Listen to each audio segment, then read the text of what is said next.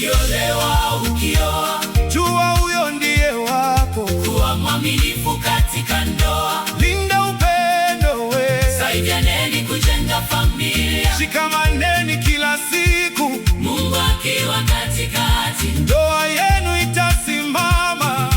Ndoa ya kweli, Mungu awe msingi wetu. Rebeka akaja kwao, akaanza maisha mapya, akaenda kukutana na Isaka. Mungu alikuwa mbele yake. Isaka akamwona